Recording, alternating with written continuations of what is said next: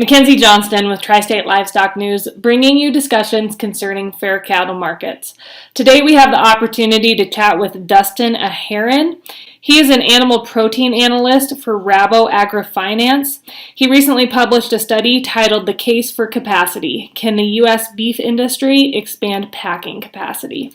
Dustin, can you just tell me a little bit about your background and what you do for Rabobank? Sure. So I'm originally from Phillipsburg, Kansas, about halfway between Hays, Kansas and Kearney, Nebraska, and grew up in the cattle world and experienced both from a seed stock and commercial cow-calf side all the way up through the cattle feeding sector. I recently finished a PhD at K-State's Beef Cattle Institute in February and then joined Rabo AgriFinance in February as an animal protein analyst focused on the beef industry and currently operate out of St. Louis. So what triggered the Case for Capacity report to be conducted? Right. So, as you mentioned, there's been a lot of questions and a lot of focus on the beef supply chain as we've gone through, not only COVID, but the Tyson-Holcomb fire in August of 2019. So it really drove me to take a deeper look at the balance of packing capacity relative to cattle supply and see how that has evolved over the years. Can you elaborate on the economic incentive for packing capacity expansion? Certainly. So it really helps to go back in history and think about what created the current dynamics in the industry. So, as we all remember, a major drought in the late 2000s or early 2010s really drove a lot of the most inefficient plants out of business as they had to compete for tight cattle supplies. And more recently, since 2014, as we've really expanded the U.S. cow herd, that has shifted the balance from more fed cattle supplies, more cattle in general, relative to packing capacity. And so that shift in balance has really created profitability at the packing sector in the last 4 or 5 years, whereas the decade before that, they were operating at break-even at best and in many situations even operating at loss. So why haven't we already seen packing capacity expand? Right, that is a good question.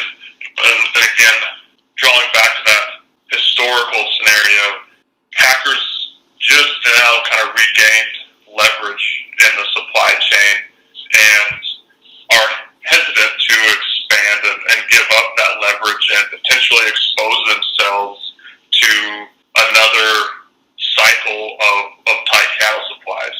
We've started to contract a bit in the current beef cow herd, and that foretells tighter supplies in the next couple of years. Another big factor is it's very expensive. Mm-hmm. We estimate that it costs about $100 to $120 million just to build new capacity for 1,000 head of daily capacity. It's regulatory complex, so there's really a lot of barriers to entry, and given the cyclical nature of the beef industry, there's been some hesitancy to really jump in feet first. Right, and you talk about jumping in feet first. Since COVID has hit, we've seen a lot of smaller to medium-sized plants get the wheels turning, start talking about building these smaller plants. And obviously, as we know, it takes a few years to get them built and up and going. Will those plants have issues once they do get up and going? Will there still be profit by the time they are up and going? So that's another great point. And I think any new capacity today, particularly new build capacity, needs to have the depth of capital to survive a full cattle cycle and get through potentially some tighter supplies in the next couple of years. But I think there's a few things that come together to really make this the best opportunity we've had to expand packing we have packing profitability right now. We also have the best export market access perhaps ever, and growing beef demand both domestically and with that export market access, growing demand for U.S. beef internationally. And so when we combine all of those factors with our outlook that, barring major drought, this next contraction in the cattle cycle could be shallower and shorter lived than what we've seen in the past, I think it really sets us up to capitalize on those growing demands for beef on the other side of this current contraction. Hypothetically, if the cattle industry would have had adequate packing capacity when the Holcomb plant fire occurred or when COVID-19 hit, would have the industry been able to avoid the market disruptions that we saw? That's a tough question. It certainly could have helped. On the other hand, when we think about the way packers have had to respond in terms of their own operations in the face of COVID, particularly when things are really tough there in April and May, social distancing inside a plant slows plants down, just makes it challenging to get cattle through a plant. If you have employees affected by COVID, obviously they're not going to be at work. So there's definitely some challenge to that no matter how much capacity is there, but all else equal, more packing capacity to start with would probably help, keep more packing capacity open. Is supply chain resiliency enough incentive to build more plants? In general, the answer to that is no. And the reason I say that is because whatever capacity is added, it needs to be done in a way that's profitable, even in the good times. The 99% of the time when we don't have major disruptions, like COVID or like a plant fire, a new capacity needs to be able to compete and be economical in those situations as well. How do you see technology impacting the packing industry in the future?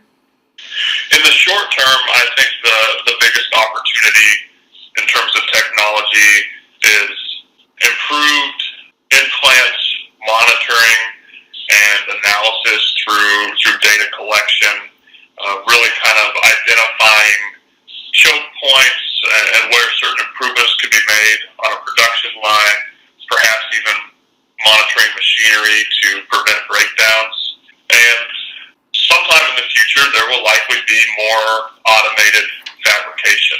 I don't know that that's something that's going to come in the immediate term, but that's certainly a play that a lot of people are working towards and dreaming about. Do you think the market is heading more towards branded beef in the future? I absolutely do, and I think it comes from a multitude of sources.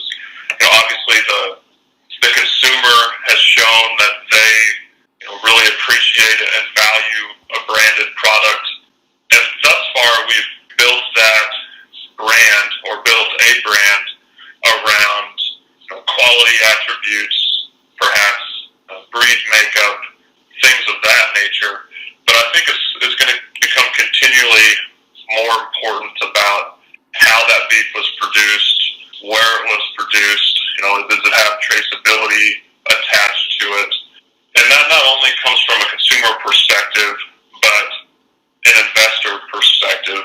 If we look at a lot of the major food companies, whether that's a restaurant or a retailer, if you look at their long-term plan, a lot of that includes goals around verifying production practices and sustainability. And I don't mean that to scare anybody in the beef industry. In a lot of ways, it's probably just verifying what we're already doing. But investors in those companies are going to demand and have already started to demand more verification along the supply chain. Does Rabo Bank have any projections for for beef cow numbers in the coming years? We do, and right now we're thinking that beef cow numbers will probably bottom in 2022 somewhere around 35,000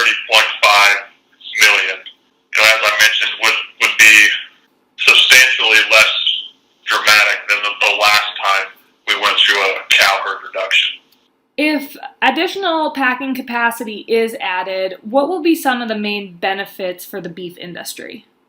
So additional capacity would really help distribute profitability across the entire beef cattle supply chain, from packer to cattle feeder down to the cow-calf producer. It would also allow us to put some more focus on really consumer demands and consumer preferences rather than having to focus so much on our internal volatility and profitability challenges. So all at the same time, really positioning us well for a growing population around the world, a growing middle class, and a dynamic consumer to where we can really capitalize on those demands. On the flip side, if additional packing is not added to the beef industry, how do you see that not only affecting the industry but also consumers?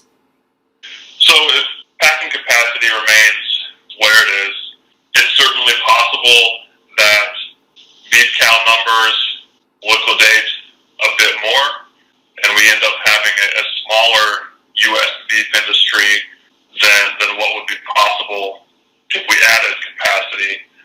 From a consumer perspective, I think we will be able to work towards consumer demands and consumer preferences, but I think there's some opportunity to maybe accelerate that if we can be innovative in the way we establish new capacity and tweaks in the supply chain. Are folks able to access this report, the Case for Capacity report? The best way to access this report would be to reach out to a Rabo bank or a Rabo AgriFinance relationship manager and a local representative